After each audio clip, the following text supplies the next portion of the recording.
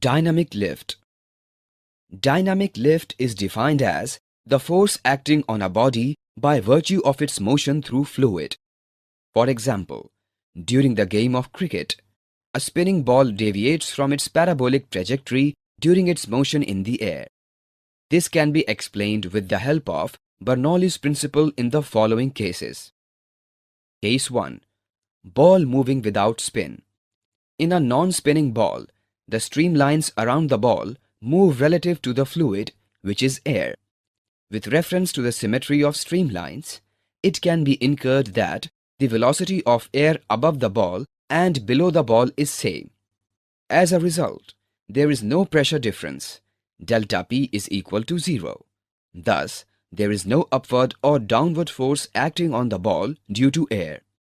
Therefore, there is no dynamic lift. Case 2. Ball moving with spin. In a spinning ball, the air is dragged along a spinning ball as it moves. If the ball is moved forward, air relatively moves in the backward direction. Therefore, the velocity above the ball is more as compared to the velocity below the ball. As a result, there is a pressure difference. The pressure is more below the ball. Because of pressure difference, there is an upward force which is the dynamic lift. This phenomena is termed as Magnus effect.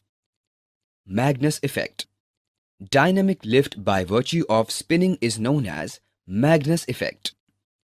For example, aerofoil or lift on aircraft wing. Aerofoil is a solid piece designed to provide an upward dynamic lift when it moves horizontally through the air. The cross-section of the wings of an aeroplane looks like the aerofoil with streamlines around it. When the aerofoil moves against the wind, the orientation of the wing relative to flow direction causes the streamlines to crowd together above the wing more than those below it. The flow speed on top is higher than that below it. Thus, an upward force results in the dynamic lift of the wings. For more such videos on all subjects, practice questions and a lot more, download iPrep and learn unlimited.